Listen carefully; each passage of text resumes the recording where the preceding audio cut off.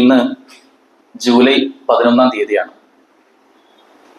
ഐക്യരാഷ്ട്ര സംഘടന എല്ലാ വർഷവും ജൂലൈ 11-ന് ലോക ജനസംഖ്യാ ദിനമായി ആചരിച്ചു വരുന്നുണ്ട്. 1987-ലാണ് ഇത് ആചരിക്കാൻ തുടങ്ങിയത്. വ്യത്യസ്ത രൂപത്തിലുള്ള ദിനാചരണങ്ങളുടെ കൂട്ടത്തിൽ ഒന്നാണ് ലോക ജനസംഖ്യാ ദിനം.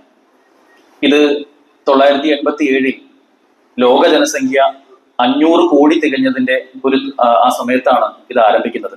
അതിനുശേഷം എല്ലാ വർഷവും ഇത് തുടർന്ന് വരുന്നുണ്ട്. ഈ ദിനാചരണത്തിന്റെ ഒരു അടിസ്ഥാനം എന്ന് പറയുന്നത്, ഇന്ന് ലോകം നീങ്ങിക്കൊണ്ടിരിക്കുന്നത് ഒരു ജനസംഖ്യ വിസ്ഫോടനത്തിലേക്കാണ്. ജനസംഖ്യ അത് വർദ്ധിച്ചുകൊണ്ടേയിരിക്കുകയാണ്. കേവല വർധനവല്ല, ക്രമാതീതമായ എക്സ്പോണൻഷ്യലായ വർധനവാണ് എന്നാണ് പഠനങ്ങളിലൂടെ അവർ പറയുന്നത്. അത് ലോകത്തിന്റെ മുന്നോട്ടുള്ള ഗമനത്തിന് വലിയ പ്രയാസങ്ങൾ ഉണ്ടാക്കുമെന്നും ഇവിടെയുള്ള വിഭവങ്ങളും റിസോഴ്സുകളും എല്ലാം കുറഞ്ഞു വരുമെന്നും ഒരുപാട് പ്രയാസങ്ങൾ ഉണ്ടാവാൻ സാധ്യതയുണ്ട് എന്നും അതിനാൽ നിയന്ത്രണ വിധേയമാക്കണമെന്നുമാണ് ആ രൂപത്തിൽ ചില ആളുകളൊക്കെ അതിനെ വ്യാഖ്യാനിച്ചുകൊണ്ട് പറയുന്നത്. ഇന്ന് ലോക ജനസംഖ്യ 800 കോടിയിലധികം, കൃത്യമായ കണക്കുകളിലെങ്കിലും 820 കോടിയിലധികമാണ് എന്നാണ് പറയപ്പെടുന്നത്.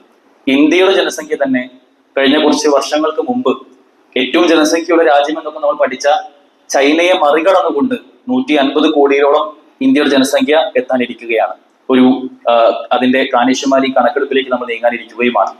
യഥാർത്ഥത്തിൽ ജനസംഖ്യ കൂടുക എന്നത്, അല്ലെങ്കിൽ ഒരു രാജ്യത്തെ, ഒരു പ്രദേശത്തെ മാനവ വിഭവശേഷി കൂടുക എന്നത് അവിടുത്തെ കെട്ടുറപ്പിനെയും ഭദ്രതയെയും അതുപോലെ തന്നെ അവിടെയുള്ള ഒരു രാജ്യത്തിന്റെ വരുമാനത്തെയും അവിടെയുള്ള നിർമ്മാണാത്മകമായ പ്രവർത്തനങ്ങളെയും ഓരോ വ്യക്തിയുടെയും അറിവും കഴിവും ജോലിയും അവന്റെ ഒരു ഇൻവോൾവ്മെന്റും ഉണ്ടെങ്കിൽ സ്വാഭാവികമായും എല്ലാ രാജ്യവും പുരോഗതിയിലേക്കാണ് എത്തുക എന്നത് ചരിത്രം പരിശോധിച്ചാൽ നമുക്ക് മനസ്സിലാക്കാൻ കഴിയും.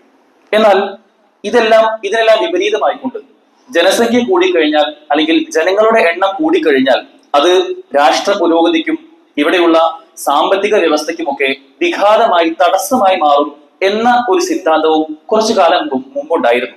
1978-ൽ തോമസ് റോബർട്ട് മാൽത്തൂസ് എന്ന പേരുള്ള ഒരു കത്തോലിക്ക പാതിരിയാണ് ഈ ഒരു ആശയം ആദ്യമായി കൊണ്ടുവരുന്നത്. അദ്ദേഹത്തിന്റെ വാദപ്രകാരം, മാൽത്തൂസ്യൻ സിദ്ധാന്തം എന്നൊക്കെ കുട്ടികൾ പഠിക്കുന്ന ആ വാദപ്രകാരം, ജനസംഖ്യ വർദ്ധിക്കുന്നതിലൂടെ ഇവിടെയുള്ള മാനവ വിഭവശേഷി അത് കൂടിക്കഴിഞ്ഞാൽ ഭക്ഷ്യലഭ്യത കുറയും. ഇവിടെ നമ്മൾ ക്ഷാമത്തിലേക്ക് പോകും, പട്ടിണിയിലേക്ക് പോകും, അല്ലെങ്കിൽ ഓരോരുത്തർക്കും വസിക്കുവാനുള്ള സ്ഥല പരിമിതി ഉണ്ടാകും, അല്ലെങ്കിൽ മലിനീകരണം അത് കൂടി വരും എന്ന് പറഞ്ഞു തുടങ്ങി. അദ്ദേഹത്തിന്റെ ഒരു വാദപ്രകാരം പിന്നീട് ആളുകൾ ഏറ്റെടുത്തുകൊണ്ട് ഇവിടെ ഭൂമിയിൽ ഒരു റൂട്ടിലൂടെ ആക്സിഡന്റുകൾ നടക്കാനുള്ള കാരണം വരെ ഈ ജനസംഖ്യ കൂടുന്നതാണ് എന്ന് വരെ പറയുന്ന സിദ്ധാന്തങ്ങളിലേക്ക് അവർ പോവുകയാണ്.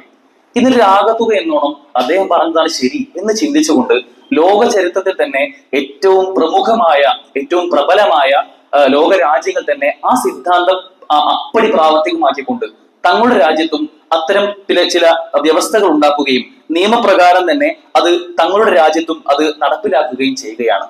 ഏറ്റവും കൃത്യമായി ഇത് ഏറ്റെടുത്ത ഒരു രാജ്യമായിരുന്നു ചൈന. 1979-ൽ ഇദ്ദേഹം പറഞ്ഞ ഈ ആശയത്തിന്റെ ഒരു പിന്തുടർച്ച എന്നോണം ചൈന ഈ ആശയം ഏറ്റെടുക്കുകയും അവിടെ ജനസംഖ്യ കൂടുക എന്നത് വലിയ പ്രശ്നമാണ് എന്ന് ചിന്തിച്ചുകൊണ്ട് അത് കുറയ്ക്കാനുള്ള, ഇനി ജനസംഖ്യ കൂടിക്കഴിഞ്ഞാൽ ചൈന ഇപ്പോൾ തന്നെ ലോകത്ത് 1-ാം നമ്പറിലാണ് ജനസംഖ്യയിൽ, അതുകൊണ്ട് അന്ന് അവർ ചിന്തിക്കുന്നത് ഇത് കുറയ്ക്കണം, ഇത് കുറച്ചാലേ രാജ്യം വികസിക്കുകയുള്ളൂ എന്ന ശുദ്ധ അസംബദ്ധമായ തീരുമാനത്തിലേക്ക് എത്തുകയും അവർ അതിനുവേണ്ടിയുള്ള ചില നിയമങ്ങളൊക്കെ ഉണ്ടാക്കാൻ ശ്രമിക്കുകയും ചെയ്യുകയാണ്. അന്ന് ചൈന പുറത്തുവിട്ട ഒരു പോളിസി ആയിരുന്നു, നാം ഒന്ന് നമുക്കൊന്ന്. ഒരു കപ്പിൾസ് ഉണ്ടെങ്കിൽ, ഒരു ദമ്പതികൾ ഉണ്ടെങ്കിൽ നാം ഒന്നാണ്, നമുക്കും ഒരു കുട്ടി മാത്രം മതി എന്ന ഒരു പ്രഖ്യാപനത്തിലേക്ക് ചൈന നീങ്ങുന്നത്, അല്ലെങ്കിൽ അതിനെ പ്രോത്സാഹിപ്പിക്കുകയും ഒരു കുട്ടി മാത്രമുള്ള ദമ്പതികൾക്ക് അവർക്ക് പാരിതോഷികങ്ങൾ കൊടുക്കുക, അവർക്ക് സാലറി കൂട്ടി കൊടുക്കുക, പ്രത്യേകമായ ഭത്തകൾ കൊടുക്കുക, അവരെ പ്രോത്സാഹിപ്പിക്കുന്ന, അല്ലെങ്കിൽ അത് ഒന്നിലധികം കുട്ടികളുള്ള ആളുകൾക്ക് പ്രത്യേകമായ പിഴ കൊടുക്കുകയും അവരെ തരം താഴ്ത്തുകയും അവർക്ക് യാതൊരു ആനുകൂല്യങ്ങളും കൊടുക്കാത്ത രൂപത്തിൽ അങ്ങനെ ഒരു പോളിസി ചൈന ഉണ്ടാക്കുകയാണ്. എന്നാൽ ജനസംഖ്യാ നിയന്ത്രണം എന്നത് ചൈനയ്ക്ക് പാളിപ്പോയ ഒരു തന്ത്രമായിരുന്നു എന്നത് പിന്നീട് നമുക്ക് ബോധ്യപ്പെട്ടു. അത് അവരെ കൊണ്ട് എത്തിച്ചത് ജനസംഖ്യാ മാന്ദ്യത്തിലേക്കായിരുന്നു, അല്ലെങ്കിൽ അവരുടെ രാജ്യത്ത് തന്നെ മൊത്തത്തിൽ കൂപ്പുകുത്തുന്ന ഒരു സാഹചര്യത്തിലേക്ക് പോകാൻ അത് കാരണമായി എന്ന് ചരിത്രം പഠിക്കുന്ന നമുക്ക് മനസ്സിലാക്കാൻ കഴിയും. അവിടെയുള്ള ക്രൈം റേറ്റുകൾ, അല്ലെങ്കിൽ അവിടെയുള്ള അക്രമവാസന അത് വർദ്ധിച്ചു വരികയാണ്. അവിടെയുള്ള മാനവ വിഭവശേഷി, അല്ലെങ്കിൽ ഒരു കാര്യം നിർമ്മാണാത്മകമായി ചെയ്യാനുള്ള യുവാക്കളുടെ എണ്ണം കുറഞ്ഞു വരികയാണ്. ചില സമയത്തൊക്കെ ചില പഠനങ്ങൾ പറയുന്നുണ്ട്, വൃദ്ധ ചൈന അല്ലെങ്കിൽ വയോധിക ചൈന എന്ന് പോലും അറിയപ്പെടുന്നുണ്ടായിരുന്നു. യുവാക്കൾ കുറഞ്ഞതുകൊണ്ട് തന്നെ പ്രായമുള്ള ആളുകൾ മാത്രമായി വരുന്ന ഒരു സാഹചര്യം കാണാൻ കഴിഞ്ഞു. അത് പലപ്പോഴും ആ രാജ്യത്ത് പെൺ ഭ്രൂണഹത്യകളിലേക്ക് വരെ എത്തിച്ചു എന്നുള്ളതാണ്. അല്ലെങ്കിൽ ആൺകുട്ടികൾ മാത്രം ഉണ്ടാക്കാൻ ഒരു കുട്ടി മാത്രമാണല്ലോ പാടുള്ളൂ. അപ്പൊ ആ കുട്ടി ആൺകുട്ടിയായി മാറണമെന്ന ഭാഷയിൽ പെൺകുട്ടികളാണെന്ന് അറിഞ്ഞു കഴിഞ്ഞാൽ അവർ വളരെ പെട്ടെന്ന് തന്നെ അബോർഷൻ ചെയ്യുന്ന ഒരു സാഹചര്യത്തിലേക്ക് പോലും ചൈന എത്തി എന്നുള്ളതാണ്. അതുപോലെ തന്നെ ലൈംഗിക അരാജകത്വങ്ങളും മറ്റുമെല്ലാം കൂടി 3 കോടിയിലധികം ഭ്രൂണഹത്യകൾ അവിടെ നടന്നു എന്നാണ് പഠനങ്ങൾ പറയുന്നത്. ഞാനത് പറഞ്ഞു വരുന്നത് യഥാർത്ഥത്തിൽ ഈ പോളിസിയിൽ നിന്നും ചൈനയ്ക്കടക്കം മാറേണ്ടി വന്നു. 2013 അതിൽ നിന്ന് പിന്തിരിഞ്ഞു. പിന്നെ അവർ മുന്നോട്ട് വെച്ച ആശയമായിരുന്നു നാം 2 നമുക്ക് 2. ഇപ്പൊ ഏറ്റവും അവസാനം പറയുന്നത് ചൈന മാത്രമല്ല, റഷ്യയാവട്ടെ, കൊറിയ ആവട്ടെ തുടങ്ങി ലോക രാജ്യങ്ങൾ പലരും പറയുന്നത് ഇനി ജനസംഖ്യ നിയന്ത്രിക്കുന്നതിലല്ല, ഞങ്ങളുടെ രാജ്യം അത് സാമ്പത്തികമായും അതിന്റെ വിഭവശേഷി നോക്കുമ്പോഴും എല്ലാം താഴേക്ക് കൂപ്പുകുത്തിക്കൊണ്ടിരിക്കുകയാണ്. ഇവിടെ കൂടുതൽ ആളുകൾ ഉണ്ടെങ്കിൽ മാത്രമേ ഇത് പരിഹരിക്കാൻ കഴിയുകയുള്ളൂ. ഇതെല്ലാം ഈ രാജ്യങ്ങളെല്ലാം ഒരു വൃദ്ധ രാജ്യങ്ങളിലേക്ക്, വയസ്സായ ആളുകൾ മാത്രമുള്ള രൂപത്തിലേക്ക് ആ രാജ്യങ്ങൾ പോയപ്പോൾ അവരുടെ സമ്പദ് വ്യവസ്ഥ എല്ലാം കൂപ്പുകുത്തിയപ്പോൾ അവർ തിരിഞ്ഞു മടങ്ങുകയാണ്, അവർ യൂട്ടേൺ എടുക്കുകയാണ്. എത്രത്തോളം എന്ന് വെച്ചാൽ കഴിഞ്ഞ 1-2 വർഷങ്ങൾക്ക് മുമ്പാണ് കൊറിയയുടെ ഒരു അവിടുത്തെ അധികാരി, അവിടുത്തെ പ്രധാനമന്ത്രി, അദ്ദേഹം മാധ്യമങ്ങൾക്ക് മുമ്പിൽ വന്ന് കരയുന്ന ഒരു സാഹചര്യം ഉണ്ടായത്. അദ്ദേഹം പറയുന്നത് ഈ രാജ്യം അത് ഏറ്റവും വലിയ സാമ്പത്തിക പ്രതിസന്ധിയിലേക്കാണ് നീങ്ങുന്നത്, അതുകൊണ്ട് നിങ്ങൾ കൂടുതൽ കുട്ടികൾ ഉണ്ടാക്കൂ, കൂടുതൽ പ്രസവിക്കുന്നവർക്ക് വലിയ പാരിതോഷികങ്ങൾ നൽകുന്ന, അതിനുവേണ്ടി വലിയ പ്രോത്സാഹനങ്ങൾ നൽകുന്ന. എത്രത്തോളം വെച്ചാൽ റഷ്യ ഈ ഇടയ്ക്ക് സെക്സ് മിനിസ്ട്രി എന്ന ലൈംഗികതയെ പ്രോത്സാഹിപ്പിക്കുന്ന ഒരു മന്ത്രാലയം വരെ ഉണ്ടാക്കാൻ അവർ ആ രൂപത്തിലേക്ക് സാഹചര്യത്തിലേക്ക് എത്തി എന്നതാണ് നമുക്ക് കാണാൻ സാധിക്കുന്നത്. യഥാർത്ഥത്തിൽ ഇവിടെ നമ്മൾ മനസ്സിലാക്കേണ്ടത് ഇസ്ലാം ഈ വിഷയത്തിൽ എന്ത് പറയുന്നു എന്നുള്ളതിൽ നിന്ന് കഴിഞ്ഞാൽ നമുക്ക് യാതൊരു പ്രയാസവും വരാനില്ല, നമുക്കൊരു പ്രശ്നവും നേരിടാനില്ല. പരിശുദ്ധ ഇസ്ലാമിന്റെ ഈ വിഷയത്തിലുള്ള കൽപ്പന ഒരുപാട് വർഷങ്ങൾക്ക് മുമ്പ്, ഇത് ഈ ഒരു സിദ്ധാന്തം വരുന്നത് ഒരു 5 or 10 പതിറ്റാണ്ടുകൾ പിന്നിലാണ്, അല്ലെങ്കിൽ 970-കളും 80-കൾക്കും ആവുന്ന സമയത്താണ്. എന്നാൽ 1400 വർഷങ്ങൾക്ക് മുമ്പ് പരിശുദ്ധ ഇസ്ലാം ഖുർആനിലൂടെ പറയുന്നത് 17-ാം അധ്യായം 31-ാമത്തെ വചനത്തിലൂടെ പറയുന്നത് വലാ തഖ്തുലു ഔലാദകും ഖശ്യത ഇംലാഖ് നഹ്നു നർസുഖുകും വഇയ്യാകും ഇന്ന ഖത്ലഹും കാന ഖിത്വൻ കബീറ. വളരെ പ്രസക്തമായ ഒരു വാചകമാണ്. പരിശുദ്ധ ഇസ്ലാം പറയുന്നത് നിങ്ങൾ വലാ തഖ്തുലു, നിങ്ങൾ വധിക്കരുത്, ഔലാദകും, നിങ്ങളുടെ കുട്ടികളെ ഇല്ലാതാക്കാൻ നിങ്ങൾ ശ്രമിക്കരുത്. ഖശ്യത ഇംലാഖ്, ദാരിദ്ര്യത്തെ ഭയന്നുകൊണ്ട്, ദാരിദ്ര്യം ഉണ്ടാവുമെന്ന് പേടിച്ചുകൊണ്ട് നിങ്ങൾ നിങ്ങളുടെ കുട്ടികളെ വധിക്കരുത്. നഹ്നു നർസുഖുകും, നാം ആണ് അവർക്ക് വിഭവങ്ങൾ നൽകുന്നത്, നാം ആണ് അവർക്ക് ഉപജീവനം നൽകുന്നത് എന്ന് അല്ലാഹു സുബ്ഹാനഹു വ തആല പറയാണ്. വഇയ്യാകും, നിങ്ങൾക്കും. ഇന്ന ഖത്ലഹും കാന ഖിത്വൻ കബീറ, അങ്ങനെ വധിക്കുക എന്നത് അത് ഭീകരമായ തെറ്റാണ് എന്ന്. ശിർക്ക് കഴിഞ്ഞാൽ 2ാമത്തെ വമ്പിച്ച വൻപാപമാണ് ഒരാളെ കൊല്ലുക എന്നത്. അത് സ്വന്തം കുട്ടിയാണെങ്കിലും അതിന്റെ ഗൗരവം വീണ്ടും വീണ്ടും വർദ്ധിക്കുകയാണ്. മാത്രമല്ല 1400 വർഷങ്ങൾക്ക് മുമ്പ് പ്രവാചകൻ സല്ലല്ലാഹു അലൈഹി വസല്ലം പറയുന്നുണ്ട്, നന്നായി പ്രസവിക്കുന്ന സ്ത്രീയാണ് ഏറ്റവും ഉത്തമ എന്നത്. അങ്ങനെ നന്നായി പ്രസവിക്കുന്ന സ്ത്രീയെ നിങ്ങൾ വിവാഹം കഴിക്കണമെന്ന് പറയുന്നുണ്ട്. അല്ലെങ്കിൽ അതിന് പ്രോത്സാഹനം നൽകുന്ന മതമാണ് ഇസ്ലാം. അപ്പോ ഈ ഒരു വാദം പറയുന്ന സമയത്തൊക്കെ അവർ പറഞ്ഞിരുന്നു ഇസ്ലാം വളരെ പ്രാകൃതമാണ്, കുറെ പ്രസവിക്കുക, പ്രസവിച്ചു കൂട്ടുക, അല്ലെങ്കിൽ പട്ടി പെറുന്നത് പോലെ, പിന്നെ പന്നി പെറുന്നത് പോലെ പെറുക എന്നത് മാത്രമാണ് ഇസ്ലാമിലെ സ്ത്രീയെ കൊണ്ടുള്ള ഉത്തരവാദിത്തം എന്നൊക്കെ പറഞ്ഞ് കളിയാക്കുന്നുണ്ടായിരുന്നു. എന്നാൽ ഇപ്പോൾ ഈ പറയുന്ന ലോക രാജ്യങ്ങളെല്ലാം ഇസ്ലാം എന്താണോ 1400 വർഷങ്ങൾക്ക് മുമ്പ് പറഞ്ഞത് അതിലേക്ക് തിരിച്ചു വരുന്ന, നിങ്ങൾ കൂടുതൽ പ്രസവിക്കൂ എന്ന് പറഞ്ഞ് രാഷ്ട്രത്തിന്റെ ഉത്തരവാദിത്തപ്പെട്ട നേതാക്കന്മാർ മാധ്യമങ്ങൾക്ക് മുമ്പിൽ വന്ന് കരയുന്ന അവസ്ഥയിലേക്ക് അവർ കൂപ്പുകുത്തുന്ന ഒരു സാഹചര്യം നമ്മൾ കാണുന്നുണ്ട്. യഥാർത്ഥത്തിൽ അബോർഷൻ എന്നത്, ഭ്രൂണഹത്യ എന്നത് ചെറിയ കുട്ടികളെ, അല്ലെങ്കിൽ അവർ പിന്നെ ഉമ്മമാരുടെ ഉദരത്തിൽ കഴിയുന്ന സമയത്ത് തന്നെ അവർ വധിച്ചു കളയുക എന്നത് ഇന്നൊരു ട്രെൻഡായി മാറിക്കൊണ്ടിരിക്കുകയാണ്. ഈ പറഞ്ഞ ജനസംഖ്യാ നിയന്ത്രണത്തിന്റെ മറ്റൊരു ആഫ്റ്റർ എഫക്റ്റ് ആയിക്കൊണ്ട്, അതിന്റെ ഒരു ആകത്തുകയായിക്കൊണ്ട് നമ്മൾ കാണുന്നത് അബോർഷനുകളിലെ അല്ലെങ്കിൽ ഭ്രൂണഹത്യകളിലെ ഒരു വർധനവാണ്. ഇന്ന് നമുക്കൊന്ന് ഗൂഗിളിൽ അടിച്ചു നോക്കിക്കഴിഞ്ഞാൽ അബോർഷൻ കൗണ്ട് ലൈവ് എന്നൊക്കെ അടിച്ചു നോക്കിക്കഴിഞ്ഞാൽ കാണാൻ കഴിയും. ഒരു കൗണ്ടിങ് ഇങ്ങനെ കൂടി വരുന്നത് കാണാം. ഈ വർഷത്തിൽ എത്രമാത്രം അബോർഷനുകൾ അല്ലെങ്കിൽ ഭ്രൂണഹത്യകൾ ലോകത്ത് മൊത്തം നടന്നു എന്നതിന്റെ കൗണ്ട് നമുക്ക് കാണാൻ കഴിയും. ഇപ്പൊ ഇന്ന് രാവിലെ ഞാൻ എടുത്തു നോക്കിയപ്പോ 2,37,22,950 ഇന്ന് രാവിലത്തെ കൗണ്ട്. 2 കോടിയിലധികം ചെറിയ കുട്ടികളെ, ജീവനുള്ള, തന്റെ ഉമ്മയുടെ ഉദരത്തിൽ പിടയ്ക്കുന്ന ജീവനുള്ള കുട്ടികളെ നിഷ്കരണം കൊലപാതകം ചെയ്യുന്ന അബോർഷൻ അല്ലെങ്കിൽ ഭ്രൂണഹത്യ എന്ന പേരുള്ള MTP എന്ന കോമൺ പേരിട്ട് വിളിക്കാറുണ്ട്. അത് ഇന്ന് 2 കോടിയിലധികം ഈ വർഷം മാത്രം ജനുവരി മുതൽ ഇതുവരെയുള്ള കണക്കുകൾ പറയുന്നുണ്ട്. ആ കൗണ്ട് ഓരോ നിമിഷവും കൂടി വരികയാണ്. അത് കാണുമ്പോൾ ഒരു ഇത്തിരി ധാർമ്മിക ബോധമുള്ള ഒരു മനുഷ്യന്റെ ഹൃദയം പിടയ്ക്കാതിരിക്കില്ല. ജീവനുള്ള ഒരു കുഞ്ഞിനെ നിഷ്കരണം കൊല്ലുക എന്ന ഒരു കർത്തവ്യം ഇന്ന് വളരെ സുന്ദരമായി നടക്കുകയാണ്. ആലോചിച്ചു, കളിപ്പാട്ടങ്ങളോട് കൂടി ജീവിക്കേണ്ട, അല്ലെങ്കിൽ പൂവാടിയിൽ പൂമ്പാറ്റയെ തേടിപ്പോകേണ്ട, എപ്പോഴും കളിയും ചിരിയും തമാശയും കലഹങ്ങളും ബഹളങ്ങളും പിണക്കങ്ങളും ഇണക്കങ്ങളും ഒക്കെയായി കഴിഞ്ഞുകൂടേണ്ട ഒരു ചെറിയ പിഞ്ചു കുഞ്ഞിനെ നിഷ്കരുണം, ഒരു പ്രയാസവും ഇല്ലാതെ അതിപ്പോ എന്താ എല്ലാവരും ചെയ്യുന്നതല്ലേ എന്ന് പറഞ്ഞ് കൊല്ലുന്ന ഈ പറഞ്ഞ ജനസംഖ്യാ പോളിസികളുടെ ഭാഗമായി ഇന്ന് എല്ലാവർക്കും നോർമലായി മാറുന്ന അബോർഷൻ അല്ലെങ്കിൽ ഭ്രൂണഹത്യ എന്നുള്ള ഒരു കർത്തവ്യം ഒരു ചിന്തിക്കുന്ന ഒരു വ്യക്തിക്ക് ആ അബോർഷന് വേണ്ടി തന്റെ കുഞ്ഞിനെ വിധേയമാക്കുന്ന, തന്റെ ഭാര്യയെ അബോർഷന് വേണ്ടി കൊണ്ടുപോകുന്ന ഒരു ഭർത്താവിനും ഭാര്യയ്ക്കും അവരുടെ മനസ്സിലുണ്ടാവേണ്ട ചിന്ത, ആ ചെറിയ കുട്ടി അവരുടെ മുഖത്ത് നോക്കി പറയുന്ന ഉപ്പച്ചിയെ എന്നെ കൊല്ലാണോ കൊണ്ടുപോകുന്നത്, എന്നെ കൊല്ലാനാണോ കൊണ്ടുപോകുന്നത് എന്നുള്ള ആ ചോദ്യം അവരുടെ മനസ്സിലേക്ക് വരുന്നില്ല എന്നതാണ് ഇന്നത്തെ ഒരു സാമൂഹിക സാഹചര്യം നമുക്ക് കാണാൻ കഴിയുന്നത്. ജാഹിലിയ കാലത്ത് 5-ാം നൂറ്റാണ്ടിലും 6-ാം നൂറ്റാണ്ടിലും ഒക്കെ പ്രവാചകൻ സല്ലല്ലാഹു അലൈഹി വസല്ലമ രംഗപ്രവേശനം ചെയ്യുന്നതിന് മുമ്പ് തന്നെ അവിടെയുള്ള ഈ അബോർഷൻ എന്നത് അല്ലെങ്കിൽ ഭ്രൂണഹത്യ എന്നത് അവിടെ സാർവത്രികമായിരുന്നു. അവർ പലപ്പോഴും ഭ്രൂണഹത്യ അല്ല ചെയ്തിരുന്നത്, മറിച്ച് ഒരു കുഞ്ഞ് ജനിച്ചു കഴിഞ്ഞാൽ ആ കുട്ടി പെൺകുട്ടിയാണോ ആ കുട്ടിയെ നേരെ പോയി ജീവനോടെ കുഴിച്ചു മൂടുന്ന സാഹചര്യം. എന്നറിയിച്ചു, ജാഹിലിയത്തിൽ ജീവനോടെയായിരുന്നു കുഴിച്ചു മൂടിയത്. ആ കുട്ടിക്ക് ജീവിക്കാനുള്ള അല്ലെങ്കിൽ പ്രസവിച്ച് പുറത്തു വരാനുള്ള അവകാശമെങ്കിലും അവർ കൊടുത്തിരുന്നു. ഇന്നോ നാം ചെയ്യുന്നത് ആ കുട്ടിക്ക് ജീവനോടെ പുറത്തു വരാനുള്ള അവകാശം പോലും കൊടുക്കാതെ ആ ജീവനെ അവിടെ വെച്ച് തന്നെ കശാപ്പ് ചെയ്യുന്ന, കശക്കി എറിയുന്ന ഒരു കാഴ്ചയാണ് കാണാൻ സാധിക്കുന്നത്. ഇതിനു വേണ്ടി ന്യായീകരിക്കുന്ന പുതിയ സിദ്ധാന്തങ്ങളും പുതിയ സിനിമകളും ഒക്കെ ഇറങ്ങുന്നുണ്ട്. ഈ ഇടയ്ക്ക് ഈ വിഷയത്തിൽ ഭ്രൂണഹത്യയെ പ്രോത്സാഹിപ്പിക്കുന്ന ഒരു സിനിമ പുറത്തിറങ്ങുകയുണ്ടായി. ആ സിനിമ വലിയ രൂപത്തിൽ പ്രചാരണം നേടുകയുണ്ടായി. അതിനെപ്പറ്റി അങ്ങോട്ടും ഇങ്ങോട്ടും ഒക്കെ വിമർശനങ്ങൾ വന്നു. അപ്പൊ ആ സിനിമയുടെ ഡയറക്ടറുമായിട്ട് ഒരു ഇന്റർവ്യൂ നടത്തുകയുണ്ടായി. ആ ഇന്റർവ്യൂലെ ഡയറക്ടർ പറയുന്നുണ്ട്, എന്തൊക്കെ വലിയ പ്രശ്നമാക്കേണ്ട കാര്യം, അബോർഷൻ അല്ലേ, നമ്മള് എല്ലാ ദിവസവും ഓംലെറ്റ് അടിക്കുന്നതല്ലേ, ഓംലെറ്റ് അടിക്കുമ്പോൾ നമ്മൾ എത്ര ജീവന ഒഴിവാക്കി കളയുന്നത് എന്ന് പറയുന്ന ഒരു മനുഷ്യ ജീവനെ കേവലം ഓംലെറ്റ് അടിക്കുന്ന രൂപത്തിലേക്ക് അവരെല്ലാം കൂപ്പുകുത്തുന്ന, അതിനൊന്നും വിലയും കൽപ്പിക്കാത്ത രൂപത്തിലേക്ക് അവരുടെയൊക്കെ ചിന്താഗതി മാറുമ്പോൾ അത് ഏറ്റെടുക്കുന്ന ഒരു പുതിയ തലമുറ വരുമ്പോൾ നമ്മൾ മനസ്സിലാക്കേണ്ടത് ഭ്രൂണഹത്യ എന്നത് അതൊരിക്കലും നമുക്ക് യോജിച്ച ഒന്നല്ല. അത് മതപരമായിട്ടും ധാർമ്മികമായിട്ടും കേവലം ഒരു ഇത്തിരി കരുണയുള്ള മനസ്സുള്ള ആളുകൾക്ക് ഒരിക്കലും അതിനോട് ചേരാൻ കഴിയില്ല എന്ന ചിന്തയാണ് നമുക്ക് ഉണ്ടാവേണ്ടത്. യഥാർത്ഥത്തിൽ ഈ ഭ്രൂണഹത്യയിലേക്കൊക്കെ എത്താനുള്ള ചില കാരണങ്ങളുണ്ട്. എന്താണ് നമുക്ക് പരിശോധിച്ച് നോക്കാം.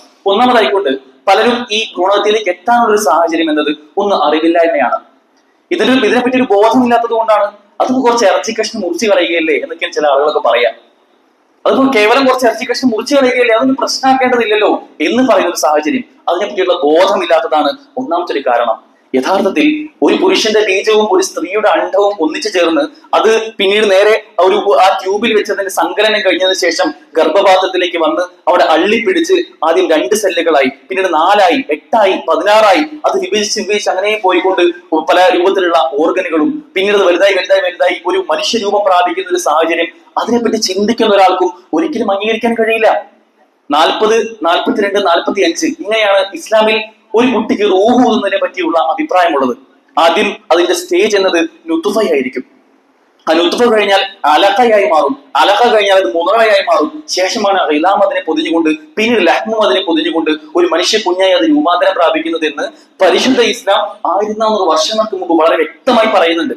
അതിൽ റൂഹ് ഊതുന്നതിന്റെ പ്രായം ഹദീസുകളിൽ പറയുന്നുണ്ട് 40, 42, 45 ഇത്തരം ദിവസങ്ങൾക്കുള്ളിൽ തന്നെ ആ കുഞ്ഞിന് റൂഹ് ഊതുകയും മലക്കുകൾ എഴുത്തുകയും ചെയ്യുമെന്ന് ഇസ്ലാം പറയുന്നുണ്ട്. ഈ റൂഹ് ഊതി കഴിഞ്ഞാൽ പിന്നീട് ആ കുട്ടിയെ എന്ത് നമ്മൾ ചെയ്യുകയും അത് ആ കുട്ടിയെ ചെയ്യുക എന്നത് അതൊരു ഉപദ്രവമാണ്. ആ കുട്ടിയെ കൊലപാതകം ചെയ്യുകയാണെങ്കിൽ അതൊരു കൊലപാതകത്തിന്റെ ഗണത്തിൽ തന്നെയാണ് വരിക എന്ന് പ്രമാണങ്ങൾ നമ്മെ പഠിപ്പിക്കുന്നുണ്ട്. ഈ ചിന്തയുള്ള ഒരു വ്യക്തിക്ക് എങ്ങനെയാണ് പിന്നെ വളരെ സിമ്പിൾ അല്ലേ, എളുപ്പമല്ലേ എന്ന് പറയാൻ സാധിക്കുക? എല്ലാവരും ഈ രൂപത്തിൽ വളരെ നോർമലായി ചിത്രീകരിക്കുന്ന ആ ഒരു രൂപത്തിലേക്ക് നമ്മുടെ ചിന്താഗതി ഒരിക്കലും മാറാൻ പാടില്ല. 42 ദിവസങ്ങൾ അല്ലെങ്കിൽ 1.5 മാസം കഴിഞ്ഞു കഴിഞ്ഞാൽ ആ കുട്ടിക്ക് ജീവനുണ്ട് എന്ന ബോധ്യം നമുക്ക് ഉണ്ടാവണം. നമ്മളെ പോലെ ഈ ഭൂമിയിൽ ജീവിക്കാനുള്ള അവകാശവും ആ കുട്ടിക്കുണ്ട് എന്ന ചിന്തയാണ് നമുക്ക് ഉണ്ടാവേണ്ടത്. രണ്ടാമതായി ചില ആളുകൾ ചിന്തിക്കുക ദാരിദ്ര്യത്തെ ഭയന്നുകൊണ്ടാണ്. ദാരിദ്ര്യം, ഞാൻ ഇനി ഭാവിയിൽ മുന്നോട്ട് പോകുമ്പോൾ ഒരുപാട് കുട്ടികൾക്ക് ഉണ്ടാവുമെന്ന് പറഞ്ഞാൽ എങ്ങനെ അവരെയൊക്കെ തീറ്റിപ്പോറ്റുക എന്ന് ചിന്തിച്ചുകൊണ്ട് ദാരിദ്ര്യ ഭയത്താൽ, ഈ ഭയം നമുക്ക് മാത്രമുള്ളതല്ല, ജാഹിലിയ കാലത്ത് അവിടെ ഉണ്ടായിരുന്ന തലമുറയ്ക്കും കുറേശികൾക്കും ഒക്കെ ഈ ചിന്തയുണ്ടായിരുന്നു എന്നും അതിന് പരിഹാരമായി കൊണ്ടാണ് പരിശുദ്ധ ഖുർആൻ ഈ ആയത്തിറക്കുന്നത്. നിങ്ങൾക്ക് ദാരിദ്ര്യം ഭയന്നുകൊണ്ട് നിങ്ങൾ നിങ്ങളുടെ കുട്ടികളെ കൊല ചെയ്യരുത് എന്ന് അല്ലാഹു സുബ്ഹാനഹു വ തആല പറയുകയാണ്. അല്ലാഹുല്ലദീ ഖലഖകും സുമ്മ റസഖകും സുമ്മ യുമീതുകും സുമ്മ യുഹ്യീകും.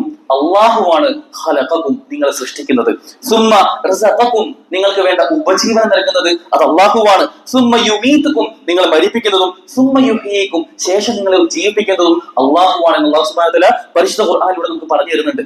സഹോദരൻ ആലോചിച്ചു, ആകാശത്ത് വട്ടമിട്ട് പറക്കുന്ന പറവകളെയും അല്ലെങ്കിൽ ആഴങ്ങളിൽ ഊളിയിട്ട് നീന്തി തുടിക്കുന്ന മത്സ്യക്കുഞ്ഞുങ്ങളെയും എല്ലാം അവർക്കുള്ള ഉപജീവനം നൽകുന്നത് ആരാണ്? ഈ ഭൂമിയിലുള്ള സർവ്വചരാചരങ്ങളെയും അതിനെ പരിപാലിക്കുന്ന ആരാണോ അവരെ സൃഷ്ടിച്ചത് അവൻ തന്നെയാണ് അവരെ പരിപാലിക്കുക എന്നൊന്ന് മനസ്സിലാക്കേണ്ടതുണ്ട്. നമ്മൾ ദാരിദ്ര്യം ഭയക്കുന്നു എന്നത് അത് നമ്മുടെ ചിന്താഗതിയുടെ ഒരു കുടുസായ ചിന്താഗതി മാത്രമാണ്. ഒരു കുട്ടി, ആ കുട്ടി പലപ്പോഴും ഒരു അവിഹിത ഗർഭത്തിൽ ഉണ്ടാകുന്ന ഒരു കുഞ്ഞാണെന്ന് വിചാരിക്കുക. ആ കുഞ്ഞിനെ അമ്മത്തൊട്ടിലും മറ്റൊക്കെ ഉപേക്ഷിച്ചു പോകുന്ന എത്രയോ ദമ്പതികളെ കാണാൻ കഴിയും.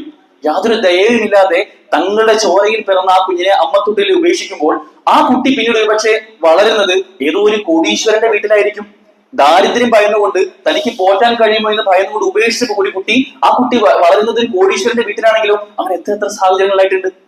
അതൊരിക്കലും ദാരിദ്ര്യം ഭയന്നുകൊണ്ട് ഒരിക്കലും നമ്മൾ അങ്ങനെ ഒരു കുഞ്ഞിനെ കശാപ്പ് ചെയ്യുക എന്നത് നമുക്ക് ചേർന്നതല്ല. ഒരു കുട്ടി ഈ ഇടയ്ക്കാണ് നമ്മൾ ഒരു സ്പൈനൽ മസ്കുലർ അട്രോഫി എന്ന പേരുള്ള അസുഖമുള്ള ഒരു കുട്ടി, ആ കുട്ടിക്ക് 18 കോടി ചെലവ് ആവശ്യമുണ്ടായിരുന്നു. ആ കുട്ടികളുടെ മരുന്ന് എത്തിക്കാനായി 18 കോടി ആവശ്യമുണ്ടായിരുന്ന സമയത്ത് നമ്മുടെ നാട് മൊത്തം ഒന്നിച്ചു നിന്ന് അതിന്റെ ഇരട്ടി തുക നമുക്ക് സംഭാവനയായി ശേഖരിക്കാൻ കഴിഞ്ഞ ഒരു നാട്ടിലാണ് നമ്മളുള്ളത്. പിന്നെ എങ്ങനെയാണ് നമ്മൾ ദാരിദ്ര്യത്തെ ഭയപ്പെടുക? അതിന് യാതൊരു സ്കോപ്പും ഇല്ല എന്ന് നമ്മൾ ചിന്തിക്കേണ്ടതുണ്ട്. മൂന്നാമതായിക്കൊണ്ട് കുഞ്ഞുങ്ങളെ കൊല്ലാനുള്ള ഒരു ചിന്ത എന്നുള്ളത് അത് പെൺകുട്ടിയാവുക എന്നതാണ്. പെൺകുട്ടിയാണെങ്കിൽ അതൊരു മോശമായിക്കൊണ്ട്, നേരത്തെ പറഞ്ഞതുപോലെ ജാഹിലിയത്തിൽ ഉണ്ടായിരുന്ന ചിന്താഗതി ഇന്നും നമ്മളിൽ പലരുടെയും ഉള്ളിലേക്ക് വരികയാണ്. പെൺകുട്ടിയാണോ, അതൊക്കെ ഒരു മോശമാണ്, ഒരു സദസ്സിൽ പറയാൻ കഴിയാത്തതാണ് എന്ന് ചിന്തിക്കുന്ന പലപ്പോഴും ഒരു അനുഭവമുള്ളത് ഭാര്യയെ ത്വരാഖ ചെയ്യാൻ പോലും കാരണമായിട്ടുള്ള. ഈ ഇടയ്ക്ക് ഒരു ഡയാലിസിസ് യൂണിറ്റിന്റെ മുമ്പിൽ ഒരു ഉമ്മ, പ്രായമായ ഒരു ഉമ്മ അവിടെ ഒറ്റയ്ക്ക് ഇരിക്കുന്നത് കണ്ടു. ആ ഉമ്മയോട് ചോദിച്ചപ്പോൾ പറഞ്ഞത് ഡയാലിസിസ് ചെയ്യാൻ വന്നതാണ്. അപ്പൊ നിങ്ങളുടെ കൂടെ ആരാ ഉള്ളത്? കൂടെ ആരുമില്ല, 2 പെൺകുട്ടികളാണ് ഉള്ളത്. ആ കുട്ടികൾ കുറച്ച് മുതിർന്ന കുട്ടികളായി, അവരെ കൊണ്ടുവന്നിട്ടില്ല, ഞാൻ ഒറ്റയ്ക്കാണ് വന്നത്. അപ്പൊ നിങ്ങളുടെ ഭർത്താവോ എന്ന് ചോദിച്ചപ്പോൾ അവർ പറഞ്ഞതാണ് 2 പെൺകുട്ടികളാണ് എനിക്ക് പറഞ്ഞത് എന്നതുകൊണ്ട് തന്നെ ഭർത്താവ് എന്നെ ഒറ്റയ്ക്കാക്കി മറ്റൊരു വിവാഹം കഴിച്ച് അദ്ദേഹം ത്വരാഖ ചൊല്ലി പോയി എന്ന് പറഞ്ഞൊരു സാഹചര്യം.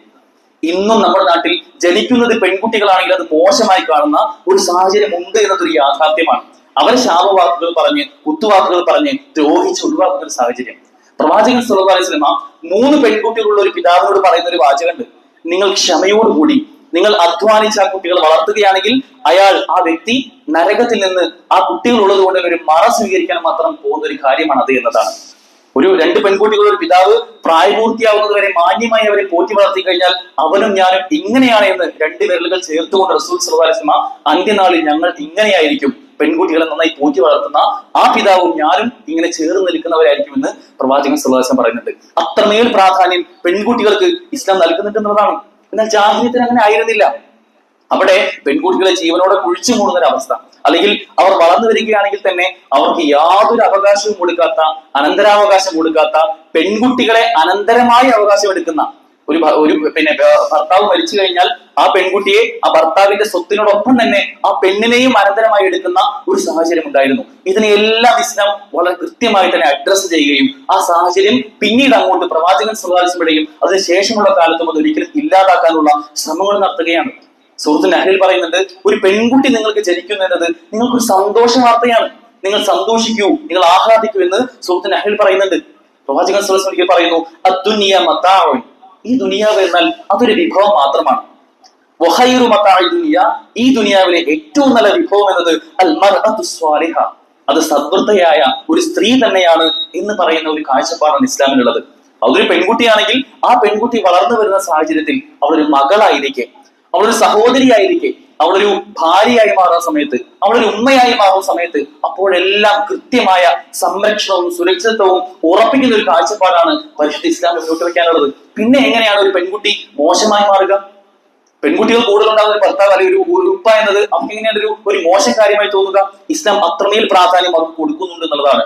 ഒരിക്കൽ നമ്മുടെ ഉമ്മ ആയിഷ ബീബി റളിയല്ലാഹു അൻഹ, അവരുടെ അടുക്കലേക്ക് ഒരു ഉമ്മയും 2 കുട്ടികളും വരികയാണ്. ആ ഉമ്മ വളരെ ദരിദ്രയായ ഒരു സ്ത്രീയാണ്, കൂടെ 2 പെൺകുട്ടികളാണുള്ളത്. അപ്പൊ അവർ പറയുന്നു, പട്ടിണിയാണ്, വീട്ടിലൊന്നുമില്ല, എന്തെങ്കിലുമൊക്കെ തരണം എന്ന് പറഞ്ഞാണ് നമ്മുടെ ഉമ്മയുടെ അടുക്കിലേക്ക് വരുന്നത്. കാരണം ആയിഷ റളിയല്ലാഹു അൻഹ തന്റെ വീട്ടിൽ എന്താണുള്ളതെന്ന് പോയി നോക്കിയപ്പോ ആകെ ഉണ്ടായിരുന്നത് 3 കാരക്കകളാണ്. മനസ്സിലാക്കണം, ലോകം പിന്നെ പ്രവാചകൻ സ്വല്ലല്ലാഹു അലൈഹി വസല്ലം ആ രാജ്യം ഭരിക്കുന്ന ഭരണാധികാരിയുടെ വീട്ടിലുണ്ടായിരുന്നത് വെറും 3 കാരക്കകൾ മാത്രമാണ്. ആ കാരക്ക നമ്മുടെ ഉമ്മ എടുത്താൽ ആ ഉമ്മാക്ക് കൊടുക്കുകയാണ്, ആ ദരിദ്രയായ സ്ത്രീക്ക് കൊടുക്കുകയാണ്. അപ്പോ ആ ഉമ്മ 2 കാരക്കുകൾ ഓരോ കുട്ടികൾക്കും ഓരോ വീതം കൊടുത്തു. ഒന്ന് ഉമ്മയും കയ്യിൽ വെച്ചു. അപ്പൊ 2 കുട്ടികളവിടെ വാശി പിടിക്കുകയാണ്, ഉമ്മാന്റെ കയ്യിലുള്ളത് കൂടി ഞങ്ങൾക്ക് വേണം എന്ന് പറഞ്ഞ് കരയുകയാണ്. അപ്പൊ ആ ഉമ്മയുടെ കയ്യിലുള്ളത് കൂടി 2ആയി ഭാഗിച്ച് ഓരോ കുട്ടികൾക്കും കൊടുത്ത് ആ ഉമ്മ വീണ്ടും പട്ടിണി കിടന്ന് അവിടെ അങ്ങനെ യാത്ര തിരിക്കുകയാണ്. ആയിഷ വല്ലാതെ ഫീൽ ചെയ്തു, വല്ലാതെ അവരെ വേദനിപ്പിച്ചു.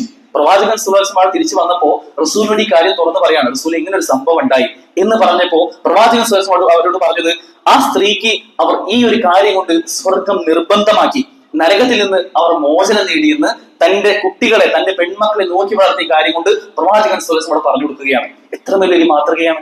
ചെറിയ കുട്ടികളാണ്, പെൺകുട്ടികളാണ് എന്നുണ്ടെങ്കിൽ അവരെ പോറ്റി വളർത്തേണ്ടതിന്റെ പ്രാധാന്യം എന്ന് പറയുന്നത്. ഇമാം മുസ്ലിം റഹിമഹുല്ലാ ഈ ഹദീസിനെ, ഈ ഒരു സംഭവത്തെ, ഹദീസിനെ സ്വഹീഹായ ഹദീസാണ്, ഇതിനെ റിപ്പോർട്ട് ചെയ്യുന്നത് ഒരു പ്രത്യേക ബാബിന്റെ അണ്ടറിലാണ് കൊണ്ടുവരുന്നത്. ആ ബാബിന്റെ പേര് ബാബ് ഫദ്ലുൽ ഇഹ്സാനി ഇലൽ ബനാത്ത്, പെൺകുട്ടികൾക്ക് ഉപജീവനം കൊടുക്കുന്നതിന്റെ പ്രാധാന്യം പറയുന്ന ഒരു ബാബിന് കീഴിലാണ് ഇത് കൊണ്ടുവരുന്നത്. അത്രമേൽ പ്രാധാന്യമുള്ള പെൺകുട്ടികളെ പോറ്റി വളർത്തിയ ഒരു സാഹചര്യം നമുക്ക് കാണാൻ കഴിയും. ഇനി കൂടുതലുണ്ടാവുന്നത് ചിലപ്പോ ചില സ്ത്രീകൾക്കൊക്കെ വലിയ പ്രയാസം ഉണ്ടാവും. ജനിക്കുന്നത് 2, 3, 4 ഒക്കെ പ്രസവം കഴിഞ്ഞാലും പെൺകുട്ടികൾ മാത്രം, 4 പെൺകുട്ടികൾ 5 പെൺകുട്ടികളൊക്കെ ഉണ്ടാവുന്ന ചില ഉമ്മമാരുണ്ടാവും. അവർ മനസ്സിലാക്കിയത് ഒരു പരീക്ഷണമാണ്. ആ 4 പെൺകുട്ടികളാണെങ്കിലും തങ്ങൾ വാലറ്റ് പോകുന്നില്ല, തങ്ങൾക്ക് വേണ്ട എല്ലാം അള്ളാഹു സുബ്ഹാനഹു വ തആല വിചാരിച്ചു കഴിഞ്ഞാൽ ആ കുട്ടികൾക്കും നമുക്കും എല്ലാമുള്ള ഉപജീവനം തരുന്നത് അള്ളാഹുവാണ് ചിന്തിച്ചുകൊണ്ട് അള്ളാഹുവിൽ തവക്കുലാക്കാനുള്ള ഒരു ശ്രദ്ധയാണ് നമുക്ക് ഉണ്ടാവേണ്ടത്. ചില അറബി കവികളൊക്കെ പാടിയിരുന്നു, ഉമ്മമാരായ സ്ത്രീകൾ അവർക്ക് പെൺകുട്ടികൾ ജനിക്കുമ്പോൾ ഭർത്താക്കന്മാർ വലിയ രൂപത്തിൽ അവർ ഉപദ്രവിക്കുമായിരുന്നു. അപ്പോൾ കവിതയായിക്കൊണ്ട് ഭർത്താക്കന്മാരോട് തിരിച്ചു പറയുമായിരുന്നു, നിങ്ങൾ ഞങ്ങൾക്ക് നൽകിയ ആ ബീജത്തിൽ നിന്നാണ് ഈ കുഞ്ഞുണ്ടാവുന്നത്, ഈ കുഞ്ഞിനെ ഒരു പെൺകുട്ടിയായി മാറ്റുന്നത് നിങ്ങളുടെ ബീജം കൂടിയാണ് എന്ന് പറഞ്ഞുകൊണ്ട് ഞങ്ങളുടെ പ്രശ്നമല്ല, ഞങ്ങൾക്ക് പ്രസവിക്കാനല്ലേ അറിയൂ എന്ന് പറയുന്ന കവിതകൾ വരെ അവർ പാടാറുണ്ടായിരുന്നുള്ളതാണ്. ഇന്നും ശാസ്ത്രം പറയുന്നത് അത് തന്നെയല്ലേ, പുരുഷന്റെ ബീജത്തിൽ നിന്നാണ് യഥാർത്ഥത്തിൽ ആ കുട്ടി ആണാണോ പെണ്ണാണോ എന്ന് തീരുമാനിക്കേണ്ട അതിന്റെ ഒരു ജനിതകമായ രൂപം അതിലുള്ളത്. അപ്പൊ അത്രമേൽ പ്രാധാന്യം അറിയിക്കുന്ന സ്ത്രീകളെ അല്ലെങ്കിൽ ചെറിയ കുട്ടികൾ, പെൺകുട്ടികളാണെങ്കിൽ ഒരിക്കലും മോശമായി ചിത്രീകരിക്കാത്ത പദമാണ് ഇസ്ലാം എന്ന് നമ്മൾ മനസ്സിലാക്കേണ്ടതുണ്ട്. മറ്റു ചില ആളുകളൊക്കെ ഈ ഭ്രൂണഹത്യയിലേക്കും അബോർഷനിലേക്കും പോകുന്നത് അത് കരിയറിനെ ആലോചിച്ചുകൊണ്ട്, ജോലിയെ ആലോചിച്ചുകൊണ്ട്, ഞാനിപ്പോ പഠിക്കുന്ന സമയമല്ലേ, ഈ സമയത്ത് കുഞ്ഞുണ്ടാവുക എന്നൊക്കെ പറഞ്ഞാൽ അത് ഭയങ്കര പ്രയാസമാണ് എന്ന് ചിന്തിക്കുന്ന ആളുകളുണ്ട്. തന്റെ കരിയറിനെ ബാധിക്കുമോ, ജോലിയെ ബാധിക്കുമോ, എന്റെ പ്രൊഫഷനെ ബാധിക്കുമോ, എന്റെ പ്രൊഫഷൻസ് കുറച്ചൊരു ഗെറ്റപ്പുള്ള ഒരു പ്രൊഫഷനാണ്, ഈ ഒരു സമയത്ത് ഞാനിപ്പോ കുറെ കുട്ടികൾക്ക് ഒരു ഉപ്പയാന്നൊക്കെ പറയാൻ ഭയങ്കര മോശമല്ലേ എന്നൊക്കെ ചിന്തിക്കുന്ന ആളുകളുണ്ട്. യഥാർത്ഥത്തിൽ തന്റെ ജോലിയെയും പ്രൊഫഷനെയും ഒരിക്കലും അത് ബാധിക്കില്ല എന്ന് ഏവരും തിരിച്ചറിയേണ്ടതുണ്ട്. എത്ര ഉദാഹരണങ്ങൾ. ഈ ഇടയ്ക്ക് പോലും മലപ്പുറത്തുള്ള ഒരു പെൺകുട്ടി, അവൾ എംകോമിന്റെ പരീക്ഷ എഴുതാൻ പോവാണ്. പരീക്ഷ എഴുതുന്ന സമയത്ത് ആ സമയത്ത് പ്രഗ്നന്റ് ആവുകയാണ്. യൂണിവേഴ്സിറ്റി പരീക്ഷയുടെ 2 ദിവസം മുമ്പാണ് ഡെലിവറി നടക്കുന്നത്. എന്നാൽ നന്നായി പഠിക്കുന്ന കുട്ടിയായിരുന്നു. പരീക്ഷ യൂണിവേഴ്സിറ്റി എക്സാം ആയതുകൊണ്ട് തന്നെ എഴുതാതിരിക്കാൻ അവളുടെ മനസ്സ് സമ്മതിച്ചില്ല. അവൾ പ്രസവിച്ച് 2 ദിവസം കഴിഞ്ഞാൽ യൂണിവേഴ്സിറ്റി പരീക്ഷയാണ്. തന്റെ ഭർത്താവ് അവളെ വളരെ കൃത്യമായി പരീക്ഷ അവളെ കൊണ്ടുപോവുകയും അങ്ങനെ ആ പരീക്ഷ എഴുതി യൂണിവേഴ്സിറ്റി തലത്തിൽ 2ാം റാങ്ക് വാങ്ങിയ പെൺകുട്ടികൾ നമുക്കറിയാം. എത്ര ഉദാഹരണങ്ങൾ. പഠിക്കണമെന്ന് ആഗ്രഹിക്കുന്ന ഒരാൾക്ക് പ്രസവവും ഇതൊന്നും ഒരു തടസ്സമല്ല എന്ന് നമുക്ക് കൃത്യമായി മനസ്സിലാക്കാൻ സാധിക്കും. എത്ര ആനുകൂല്യങ്ങൾ അവർക്കുണ്ട്. അമ്മമാർക്ക് ലീവ്, അച്ഛന്മാർക്ക് പെറ്റേണിറ്റി ലീവ് തുടങ്ങി ഒരുപാട് ആനുകൂല്യങ്ങളുമുണ്ട്. മറ്റു ചിലർക്ക് അഭിമാന പ്രശ്നമാണ്. ഉമ്മയും മകളൊക്കെ ഒന്നിച്ച് പ്രസവിച്ച, അല്ലെങ്കിൽ ഉമ്മയും അമ്മായിമ്മയും മരുമോളൊക്കെ ഒന്നിച്ച് പ്രസവിച്ച അത് ഭയങ്കര മോശമല്ലേ, അല്ലെങ്കിൽ അടുത്തടുത്തടുത്ത് കുട്ടികളുണ്ടാവാൻ ചിലപ്പോൾ ഭയങ്കര പ്രയാസമല്ലേ എന്നൊക്കെ ചിന്തിക്കുന്ന ആളുകളെയും കാണാൻ കഴിയും. യഥാർത്ഥത്തിൽ കൂടുതൽ കുഞ്ഞുങ്ങൾ ഉണ്ടാവുക എന്നത് അത് നമുക്ക് കംഫർട്ടാണ് ഉണ്ടാക്കുക, നമുക്ക് സുരക്ഷിതത്വം ഉണ്ടാക്കുക. ആ കുട്ടികൾക്ക് പരസ്പരം കളിച്ചും ചിരിച്ചും അവർക്ക് മറ്റു കൂട്ടുകാർ ഇല്ലെങ്കിൽ പോലും അവർക്ക് ചേർന്ന് വളരാനുമുള്ള ഒരു സാഹചര്യം ഉണ്ടാവുകയാണ് ചെയ്യുക. അതുപോലെ തന്നെ ചിലരൊക്കെ വൈകല്യമുള്ള കുട്ടികളാണെങ്കിൽ, കുട്ടികൾക്ക് എന്തെങ്കിലും ഒരു വൈകല്യമുണ്ട് എന്ന് ചില മെഡിക്കൽ റിപ്പോർട്ടൊക്കെ പറഞ്ഞു കഴിഞ്ഞാൽ അതുകൊണ്ട് കേട്ട പാതി കേൾക്കാത്ത പാതി, ചിലപ്പോൾ എന്തെങ്കിലും പ്രയാസം ഉണ്ടായേക്കാം, അതുണ്ടെങ്കിൽ വളരെ പെട്ടെന്ന് പോയി ആ കുട്ടിയെ ഇല്ലാതാക്കണം. അത് മാത്രം ചിന്തിക്കുന്ന ചില രക്ഷിതാക്കളെയും കാണാൻ സാധിക്കും. യഥാർത്ഥത്തിൽ കുഞ്ഞ് റൂഹ് ഊതിക്കഴിഞ്ഞാൽ പിന്നെ അങ്ങനെ ഒരു കൽപ്പന ഇസ്ലാമിലില്ല. അത് ആ ഉമ്മയുടെയും കുഞ്ഞിന്റെയും ഒക്കെ ജീവനെ ബാധിക്കുന്ന വിഷയമാണെങ്കിൽ ദറൂറത്തിന്റെ സാഹചര്യം ഉണ്ടെങ്കിൽ മാത്രമല്ലാതെ അങ്ങനെ അബോർഷൻ ചെയ്യാനുള്ള ഒരു അനുവാദവും മതം നൽകുന്നില്ല. വൈകല്യമുള്ള ഒരു കുഞ്ഞ് നമുക്ക് ഉണ്ടായി കഴിഞ്ഞാൽ അതിൽ ക്ഷമിക്കുകയാണ് വേണ്ടത്. ആ കുഞ്ഞ് ജനിക്കാനുള്ള അവകാശം നമ്മൾ വിധിച്ചു കൊടുക്കുകയാണ് വേണ്ടത്. ശേഷം ആ കുട്ടിയെ വളർത്തുക. ആ കുട്ടിയെ വളർത്തുന്ന ഓരോ സമയവും നമുക്കത് ഇബാദത്തായി മാറുകയാണ്. ആ കുട്ടിയെ എത്രത്തോളം സ്നേഹിച്ച് പോറ്റി നമ്മൾ വളർത്തുന്നുവോ അത്രയും നമുക്ക് വലിയ പുണ്യമായിക്കൊണ്ട് നാളെ പരലോകത്തിൽ ലഭിക്കുമെന്ന് നമ്മൾ തിരിച്ചറിയേണ്ടതുണ്ട്. മാത്രമല്ല, ഈ ഇടയ്ക്ക് ഒരു കുട്ടി, ആ കുട്ടി വൈകല്യമുള്ള കുട്ടിയായി ജനിക്കും. വലിയ പ്രയാസമുള്ള ഒരു ഡിസബിലിറ്റി ആ കുട്ടിക്ക് ഉണ്ടാവുകയാണ്. അങ്ങനെ ആ കുട്ടി വളരുന്ന സമയത്തൊക്കെ ഉമ്മയും ഉപ്പയും ആ കുട്ടിയെ ഒരു റൂമിൽ, ആരെങ്കിലും അതിഥികൾ വന്നു കഴിഞ്ഞാൽ ഈ കുട്ടിയെ വേഗം റൂമിൽ കൊണ്ടുപോയി വാതിലടച്ചിടും.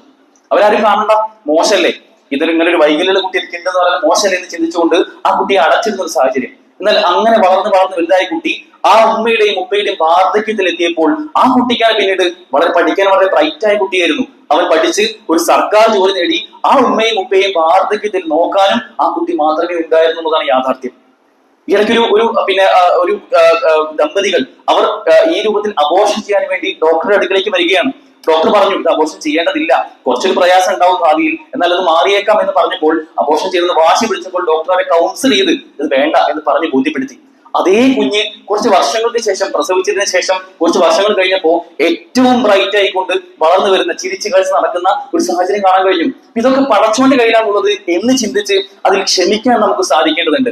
മറ്റൊരു വിഷയം, ഇങ്ങനെ അബോർഷൻ കൂടാനുള്ള കാരണം അവിവാഹിതരായ ആളുകൾ എന്നതാണ്. ഈ ഇടയ്ക്ക് പല ഗൈനക്കോളജിസ്റ്റുകളും പറഞ്ഞ അനുഭവങ്ങളുണ്ട്. വിവാഹിതരല്ലാത്ത അല്ലെങ്കിൽ സ്കൂളിലും കോളേജിലൊക്കെ പഠിക്കുന്ന കുട്ടികളാണ് ഇപ്പോൾ ഏറ്റവും അധികം ഈ രൂപത്തിൽ അബോർഷൻ വേണ്ടി വരുന്നത് എന്നുള്ളതാണ്. അവിഹിതമായ ബന്ധങ്ങളിൽ ഏർപ്പെട്ട് ഏറ്റവും പുതിയ രൂപത്തിൽ ലിവിംഗ് റിലേഷൻഷിപ്പിലൊക്കെ ബന്ധപ്പെട്ട് വിവാഹം ഒരു പ്രശ്നമല്ല, വിവാഹത്തിന്റെ ആവശ്യമേ ഇല്ല എന്നതാണ് ഇപ്പൊ പുതിയ കാല പെൺകുട്ടികൾ പറയുന്നത്. തട്ടമിട്ട മുസ്ലിം പെൺകുട്ടികളുടെ അടുക്കലേക്ക് ഇന്റർവ്യൂവിന് വേണ്ടി പോകുന്ന പല കാഴ്ചകളും നമ്മൾ കാണാറുണ്ട്. വിവാഹത്തിന്റെ ആവശ്യമുണ്ടോ? അതിപ്പോ എന്തിനാ? അതൊക്കെ കുറെ പഴയ സിസ്റ്റം അല്ലേ, നമ്മളൊക്കെ പഴയ കാലത്തുള്ള ആചാരമല്ലേ വിവാഹം എന്ന് പറയുന്ന രൂപത്തിലേക്ക് കുട്ടികൾ മാറുമ്പോൾ അവരുടെയൊക്കെ ചിന്തകളിലും അവരുടെയൊക്കെ മനസ്സുകളിലും ഈ ലിബറലിസം ബാധിച്ചു എന്ന കാര്യവും നമ്മൾ തിരിച്ചറിയേണ്ടതുണ്ട്. ഒരിക്കലും അതിന് നമ്മുടെ മക്കളെ വിട്ടുകൊടുക്കാനുള്ള ഒരു ശ്രദ്ധ നമുക്ക് ഉണ്ടാവാൻ പാടില്ല. നമ്മൾ കൃത്യമായി അവർക്ക് വേണ്ട മതബോധം ചെറിയ പ്രായം മുതൽ തന്നെ പകർന്നു കൊടുക്കേണ്ട വലിയ ഉത്തരവാദിത്വം നമുക്കുണ്ട് എന്ന് പറയുന്ന ഒരു സാഹചര്യം നമുക്ക് ഉണ്ടാവേണ്ടതുണ്ട്. സ്കൂളുകളിലും ക്യാമ്പസുകളിലും ഒക്കെ അതിലേക്ക് ക്ഷണിക്കുന്ന, അത്തരത്തിൽ മതമോ അല്ലെങ്കിൽ യാതൊരു അതിരുകളോ അരുതുകളോ ഒന്നുമില്ലാത്ത ഒരു സ്വതന്ത്ര ലോകത്തിലേക്ക് ക്ഷണിക്കുന്ന കാഴ്ച ഓരോ ക്യാമ്പസിന്റെ പടിവാതിൽക്കലും കുട്ടികളെ കാത്തിരിക്കുമ്പോൾ നമ്മൾ മനസ്സിലാക്കേണ്ടത് നമ്മുടെ കുട്ടികളും നാളെ ക്യാമ്പസുകളിലേക്ക് പോകുമ്പോൾ ആ സാഹചര്യത്തിലേക്ക് പോകുമോ എന്ന് ഭയം നമുക്ക് ഉണ്ടാവേണ്ടതുണ്ട്. അതിനുള്ള പരിഹാരം നമ്മുടെ കൈകളിൽ തന്നെ ഉണ്ട്. ഈ ഷെൽഫുകളിലുള്ള പരിശുദ്ധ ഖുർആനുകൾ, നമ്മൾ പഠിച്ച, നമ്മൾ മനസ്സിലാക്കിയ പ്രമാണങ്ങൾ നമ്മുടെ കുട്ടികളെ ചെറിയ പ്രായം മുതൽ തന്നെ ബോധ്യപ്പെടുത്താനുള്ള വലിയ ഉത്തരവാദിത്തം നമുക്കുണ്ട്. അവർക്ക് എവിടെയെല്ലാം മതപരമായ കൂട്ടായ്മകളുണ്ടോ, അതിനുള്ള അവസരങ്ങളുണ്ടോ, ക്ലാസ്സുകളുണ്ടോ, അവിടെയൊക്കെ തേടി പിടിച്ച് കൊണ്ടുപോയി അത് കേൾപ്പിക്കാനുള്ള ഒരു ശ്രദ്ധയും നമുക്ക് ഉണ്ടാവേണ്ടതുണ്ട്. പിന്നെ പാഠപുസ്തകങ്ങളിലൂടെയും മറ്റുമൊക്കെ അല്ലെങ്കിൽ സ്കൂളുകളിലേക്ക് പോലും ഈ ലിബറൽ ചിന്തകൾ കടന്നു വരുമ്പോൾ നമുക്കതിനെ കൃത്യമായി പ്രതിരോധിക്കാൻ സാധിക്കേണ്ടതുണ്ട്. എവിടെയാണോ നമ്മുടെ കുട്ടി മതബോധത്തിൽ നിന്ന് പൊതുബോധത്തിന് പിന്നാലെ പോകുന്നത് അവിടെ കൃത്യമായി ഇടപെടാൻ, മോളെ അത് പാടില്ല, നമുക്ക് ചേർന്നതല്ല, ആ സംസ്കാരം നമുക്ക് പറഞ്ഞിട്ടുള്ളതല്ല. നമ്മൾ അള്ളാഹുവിന്റെ അടിമകളാണ്. അള്ളാഹു നമുക്ക് ഈ ഭൂമിയിലെ ജീവിതം നിശ്ചയിച്ചത് നാളെ പരലോക ജീവിതം അത് ഏറ്റവും ഭാസുരമാക്കാനാണ്. അവിടെയാണ് യഥാർത്ഥത്തിൽ സ്വർഗവും നരകവും ഉള്ളത്. ആ സ്വർഗം നേടലാണ് നമ്മുടെ ലക്ഷ്യമെന്ന് കുട്ടികളെ ചേർത്ത് നിർത്തി പറഞ്ഞു കൊടുക്കാനും നമുക്ക് സാധിക്കേണ്ടതുണ്ട്. ഞാൻ പറഞ്ഞു വരുന്നത്, ഇങ്ങനെ ജനസംഖ്യാ നിയന്ത്രണം എന്ന പേരിൽ ഇപ്പോൾ ഏറ്റവും എത്തി നിൽക്കുന്ന അബോർഷൻ എന്ന അല്ലെങ്കിൽ ഭ്രൂണഹത്യ എന്നതിനെ ന്യായീകരിക്കുന്ന ഈ ഒരു സാഹചര്യം അത് നമുക്ക് വലിയ തിരിച്ചറിവ് നൽകേണ്ടതുണ്ട്. നമ്മൾ ചിന്തിക്കേണ്ടത്, നാം ഏവരും അള്ളാഹുവിന്റെയും റസൂലിന്റെയും കൽപ്പനകളെ ഏറ്റെടുക്കുന്ന ആളുകളാണ്. ആ കൽപ്പനകൾ അത് സാർവത്രികമായിരിക്കും, അത് സാർവകാലികമായിരിക്കും. ഒരു തടസ്സവും ഒരു പ്രയാസവും അതിലില്ല. മനുഷ്യരായ നമ്മുടെ കാഴ്ചയ്ക്ക് പരിമിതി ഉള്ളതുപോലെ, നമ്മുടെ കേൾവിക്ക് പരിമിതി ഉള്ളതുപോലെ, നമ്മുടെ ചിന്തയ്ക്കും യുക്തിക്കും നമ്മുടെ ബുദ്ധിക്കും പരിധിയുള്ളതുപോലെ നമ്മൾ ഉണ്ടാക്കുന്ന ആശയധാരകൾക്കും പരിമിതി ഉണ്ടാവും. അതൊരിക്കലും സാർവത്രികമാവില്ല. സാർവത്രികമായ എല്ലാ കാലത്തും നിലനിൽക്കുന്നതായ ആശയം എന്നത് അത് പരിശുദ്ധ ഇസ്ലാമാണ്. അത് പ്രോജ്വലിച്ച് നിലനിൽക്കുക തന്നെ ചെയ്യും. ഇപ്പോഴും ദ ഫാസ്റ്റസ്റ്റ് ഗ്രോയിങ് റിലീജിയൻ എന്നത് അത് ഇസ്ലാമാണ്. അത് അങ്ങനെയേ ആവൂ.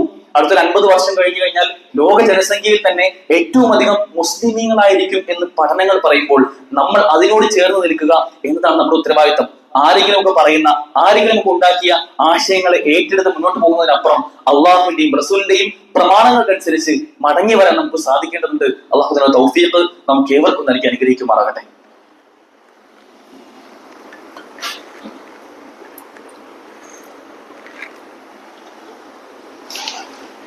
അൽഹംദുലില്ലാഹ് അസ്സലാത്തു വസ്സലാമു അലാ റസൂലില്ലാഹ് വഅലാ ആലിഹി വസഹ്ബിഹി അജ്മഈൻ. അമ്മാ ബഅദ്. നാം ഏവരും ഒരുപക്ഷെ അത്രമേൽ ഗൗരവകരമായി കാണാത്ത ഒരു വിഷയമാണ് ഈ രൂപത്തിൽ ഓരോ ദിവസവും വർദ്ധിച്ചു വരുന്ന ഭ്രൂണഹത്യ എന്നത്. ഇന്നും നമുക്ക് വേണമെങ്കിൽ ഗൂഗിളിൽ ഒന്ന് കയറി നോക്കി ആ കണക്കുകൾ അത് മാറി മറിയുന്ന 2 കോടി എത്രയോ ലക്ഷം അധികമായി ഓരോ ദിവസവും മാറി മറിയുന്ന ഈ വർഷത്തെ മാത്രം കണക്കുകൾ നമ്മൾ അത്രമേൽ ഭീതമാക്കി പേടിപ്പെടുത്തേണ്ടതുണ്ട് എന്നതാണ് ഇവിടെ പറഞ്ഞു വെച്ചത്. ഒരിക്കൽ ഒരു ഡോക്ടറുടെ അടുക്കൽ തന്റെ കുഞ്ഞിനെ ഈ രൂപത്തിൽ കശാപ്പ് ചെയ്യണമെന്നും കൊല്ലണമെന്നും പറഞ്ഞ് തനിക്ക് കുഞ്ഞിന് ചെറിയ പ്രയാസമുണ്ട്, അപ്പൊ അതുകൊണ്ട് തന്നെ ആ കുട്ടിയെ കൊല്ലണം എന്ന് സ്കാൻ ചെയ്തപ്പോൾ റിപ്പോർട്ട് കണ്ടപ്പോൾ അബോർഷൻ ചെയ്യണമെന്ന് ആവശ്യപ്പെട്ടുകൊണ്ട് ഒരു ദമ്പതികൾ വരികയാണ്. അപ്പൊ ഡോക്ടർ ഈ ഉമ്മയ്ക്ക് ആദ്യം ഒരു കുഞ്ഞുണ്ടായിട്ടുണ്ട്, ആ കുട്ടിക്ക് 1 വയസ്സാണ് പ്രായം. ആ കുട്ടിയെയും കൂട്ടിയിട്ടാണ് ഈ ദമ്പതികൾ വരുന്നത്. ഈ ആവശ്യം ഉന്നയിച്ചപ്പോൾ തന്നെ ഡോക്ടർ ഇവർക്ക് പറഞ്ഞ് മനസ്സിലാക്കി കൊടുക്കാൻ വേണ്ടി ആ ചെറിയ കുട്ടിയെ, 1 വയസ്സുള്ള ആ കുട്ടിയെ നേരെ എടുത്ത് തന്റെ ടേബിളിന്റെ മുകളിലേക്ക് വെക്കുകയാണ്. എന്നിട്ട് പറഞ്ഞു, തന്റെ കയ്യിലുള്ള കത്തി എടുത്തുകൊണ്ട് ഈ കുട്ടിയെ ഞാൻ അപ്പൊ കൊല്ലട്ടെ എന്ന് വെച്ചു. അപ്പൊ അമ്മ പറഞ്ഞു, കൊല്ലല സാറേ എന്ന് പറഞ്ഞ അമ്മ പേടിച്ച് ആ കുട്ടി തിരിച്ചു വാങ്ങാൻ. ഈ കുട്ടിയെ കൊല്ലരുത് എന്ന് നിങ്ങൾ പറയുന്ന അതേ ന്യായമാണ് താങ്കളുടെ ഉദരത്തിലുള്ള ആ കുട്ടിയെ കൊല്ലുന്ന വിഷയത്തിലും ഉണ്ടാവേണ്ടത്. അതും ജീവനുള്ള, ജീവൻ സ്ഫുരിക്കുന്ന, ജീവൻ തുടിക്കുന്ന, ഹൃദയം മിടിക്കുന്ന, കണ്ണും കാതും മൂക്കും ഒക്കെ ഉണ്ടായി വരുന്ന ഒരു കുഞ്ഞാണ് എന്ന് അവരെ ബോധ്യപ്പെടുത്തുകയാണ്. അത്തരത്തിൽ അപ്പോൾ കൃത്യമായ കാര്യം മനസ്സിലായി. പിന്നീട് ആ കുട്ടിയെ അവർ പ്രസവിക്കുകയും ആ കുട്ടിക്ക് വൈകല്യം ഉണ്ടായിരുന്നു എന്ന് പറഞ്ഞ റിപ്പോർട്ട് മാറി ആ കുട്ടി വളരെ സുന്ദരമായി എല്ലാവരെയും പോലെ ആരോഗ്യത്തോടുകൂടി ജീവിക്കുന്ന സാഹചര്യം ഇന്നും കാണാൻ കഴിയും. എത്ര ഉദാഹരണങ്ങൾ കാണാൻ കഴിയുന്നേ. അതുകൊണ്ട് നമ്മൾ ചിന്തിക്കുന്നതിനും അപ്പുറമാണ് അള്ളാഹുവിന്റെ ഖദർ എന്ന് നമ്മൾ വിശ്വസിക്കേണ്ടതുണ്ട്. അള്ളാഹു ഒരു കാര്യം തീരുമാനിക്കുന്നുണ്ടെങ്കിൽ അത് നടപ്പിലാക്കാൻ അള്ളാഹു സാധിക്കും. അള്ളാഹുവെ, നീ ഒരു കാര്യം തരാൻ തീരുമാനിച്ചാൽ അത് തടയാൻ ഒരാൾക്കും സാധിക്കുകയില്ല. നീ ഒരു കാര്യം തടയാനാണ് തീരുമാനിച്ചതെങ്കിൽ അത് തരാനും ഒരാൾക്കും സാധിക്കുകയില്ല എന്ന ബോധ്യമാണ് നമുക്ക് ഏവർക്കും ഉണ്ടാവേണ്ടത്. ഇനി അങ്ങനെ കൊന്നു കഴിഞ്ഞാൽ, ഒരു കുട്ടിയെ നമ്മൾ ഈ രൂപത്തിൽ അബോർഷൻ ചെയ്യുകയാണെങ്കിൽ അവർക്ക് നഷ്ടക്കാരാണ് അവർ എല്ലാ രൂപത്തിലും നഷ്ടമാണ് അവർക്ക് ഉണ്ടാവുക എന്നാണ് അള്ളാഹു സുബ്ഹാനഹു വ തആല നമുക്ക് പറഞ്ഞിരുന്നത്. അതുകൊണ്ട് മാറി മറിയുന്ന ഈ അക്കങ്ങളിൽ നമ്മളുമായി ബന്ധപ്പെട്ട ഒരു കുഞ്ഞു ജീവൻ പോലും ഉണ്ടാവുന്നില്ല എന്ന് ഉറപ്പുവരുത്താൻ നമുക്ക് സാധിക്കേണ്ടതുണ്ട്. ആ ബോധം വളർന്നു വരുന്ന നമ്മുടെ മക്കളെയും പുതിയ തലമുറയെയും പറഞ്ഞു മനസ്സിലാക്കാനുള്ള ഒരു ശ്രദ്ധയും ജാഗ്രതയും ഒക്കെ നമുക്ക് ഉണ്ടാവേണ്ടതുണ്ട്. നമ്മുടെ മക്കൾക്ക് മതത്തിന് ഫസ്റ്റ് പ്രയോറിറ്റി കൊടുക്കുന്ന, കാലം മുന്നോട്ട് പോകുമ്പോൾ കാലത്തിന് ഒപ്പിച്ച് മുന്നോട്ട് നീങ്ങുക എന്നതല്ല. മതം എന്താണോ പറയുന്നത്, അള്ളാഹു റസൂലും എന്താണോ കൽപ്പിക്കപ്പെട്ടത്, അതിന് ഏറ്റവും പ്രൈമറി പ്രാധാന്യം കൊടുക്കുന്ന മക്കളായി നമ്മുടെ മക്കളെ മാറ്റാൻ, അവർക്ക് വേണ്ട എല്ലാ മതപരമായ അവകാശങ്ങളും ധാർമ്മികമായ അവകാശങ്ങളും കൊടുക്കുന്നതോടൊപ്പം തന്നെ മതബോധം അവരുടെ മനസ്സിലേക്ക് കയറ്റാനുള്ള ഒരു സ്നേഹവും കരുണയും ജാഗ്രതയും ഒക്കെയാണ് നമുക്ക് നമ്മുടെ മക്കളുടെ വിഷയത്തിൽ ഉണ്ടാവേണ്ടത്. അൽമാലു വൽ ബനൂന സീനത്തുൽ ഹയാത്തി ദുനിയ. ഈ ദുനിയാവിലെ ജീവിതത്തിന്റെ സീനത്ത് അല്ലെങ്കിൽ അലങ്കാരം എന്ന് പറയുന്നത് അത് സമ്പത്തും മക്കളുമാണ്. അത്തരം നല്ല മക്കളായി നമ്മുടെ മക്കളെയൊക്കെ മാറ്റിയെടുക്കാനുള്ള ഒരു ശ്രദ്ധയും നമുക്ക് ഉണ്ടാവേണ്ടതുണ്ട്. അള്ളാഹു അതിനുള്ള തൗഫീഖ് നമുക്ക് ഏവർക്കും നൽകി അനുഗ്രഹിക്കുമാറാകട്ടെ. ഒരു കാര്യം അറിയിക്കാനുള്ളത്, ഇൻഷാ അല്ലാഹ് ഈ വരുന്ന ഞായറാഴ്ച 13-ാം തീയതി മജ്ലിസുൽ ഇൽം എന്ന പേരിൽ അബ്ദുൽ ജബ്ബാർ മദീനി, ബഹുമാനായ പണ്ഡിതൻ അബ്ദുൽ ജബ്ബാർ മദീനിയുടെ ഒരു ക്ലാസ് ഇൻഷാ അല്ലാഹ് ദാറുസ്സലാം മസ്ജിദ് പരൂരിൽ വെച്ച് നടക്കുന്നുണ്ട്. മഗ്‌രിബിന് ശേഷമാണ്. കഴിയുന്ന ആളുകളൊക്കെ കുടുംബസമയം തന്നെ അതിൽ പങ്കെടുക്കാൻ ശ്രദ്ധിക്കുക. അള്ളാഹു നമുക്ക് ഏവർക്കും നന്മകളിൽ മത്സരിക്കാനും അതിൽ മുന്നോട്ട് നിൽക്കാനുള്ള തൗഫീഖ് നൽകി അനുഗ്രഹിക്കുമാറാകട്ടെ. നമ്മുടെ തെറ്റുകുട്ടികളോട് പുറത്ത് മാപ്പാക്കി തരുമാറാകട്ടെ. നമ്മളിൽ നിന്ന് മരണപ്പെട്ടു പോയ നമ്മുടെ മുൻഗാമികൾ പണ്ഡിതന്മാർ അള്ളാഹുരുടെ ഖബറിടം വിശാലമാക്കി കൊടുക്കട്ടെ. മഗ്ഫിറത്തും മർഹമത്തും നൽകി അനുഗ്രഹിക്കുമാറാകട്ടെ. രോഗവും കഷ്ടപ്പാടും പ്രയാസങ്ങളും സാമ്പത്തികമായും ജോലി സംബന്ധമായിട്ടൊക്കെ പ്രയാസപ്പെടുന്ന ഒരുപാടധികം ആളുകളുണ്ട്. അള്ളാഹു അവർക്കെല്ലാം ഉദവിയും തുറവിയും നൽകി അനുഗ്രഹിക്കുമാറാകട്ടെ. മാരകമായ അസുഖങ്ങളിൽ നിന്ന് അള്ളാഹു ഏവരെയും കാത്തുരക്ഷിക്കുമാറാകട്ടെ. നമ്മുടെ മക്കൾ, നമ്മുടെ കുടുംബം, അതിലെല്ലാം അള്ളാഹു കൺകുളിർമ പ്രദാനം ചെയ്യുമാറാകട്ടെ. ജീവിതം അത് ഹൈറാവുന്ന കാലത്തോളം ആയുസ് നീട്ടി നൽകാനും മരണം എപ്പോഴാണോ ഹൈറാവുന്നത് ആ സമയത്ത് കലിമത്ത് തൗഹീദ് ഉച്ചരിച്ചുകൊണ്ട് നെറ്റിത്തരത്തിൽ വിയർപ്പ് തുള്ളികളുമായി മരിക്കാനുള്ള തൗഫീഖ് അള്ളാഹു നമുക്ക് ഏവർക്കും നൽകി അനുഗ്രഹിക്കുമാറാകട്ടെ. അള്ളാഹു ഏവരെയും ജന്നാത്തുൽ ഫിർദൗസിൽ ഒരുമിച്ച് കൂട്ടുമാറാകട്ടെ. അല്ലാഹുമ്മ ഗ്ഫിർ ലിൽ മുഅ്മിനീന വൽ മുഅ്മിനാത്ത് വൽ മുസ്ലിമീന വൽ മുസ്ലിമാത്ത് വൽ അഹ്യാഇ മിൻഹും വൽ അംവാത്ത്. اللهم اعز الاسلام والمسلمين واذل الشرك والمشركين. اللهم انصر اخواننا المجاهدين في فلسطين. اللهم انصر اخواننا المجاهدين في فلسطين. اللهم انصر اخواننا المجاهدين في كل مكان. اللهم زرنا من النار. اللهم زرنا من النار. اللهم زرنا من النار. ربنا آتنا في الدنيا حسنة وفي الآخرة حسنة وقنا عذاب النار. ربنا تقبل منا إنك أنت السميع العليم وتب علينا إنك أنت التواب الرحيم واغفر لنا يا غافر المذنبين والحمد لله رب العالمين.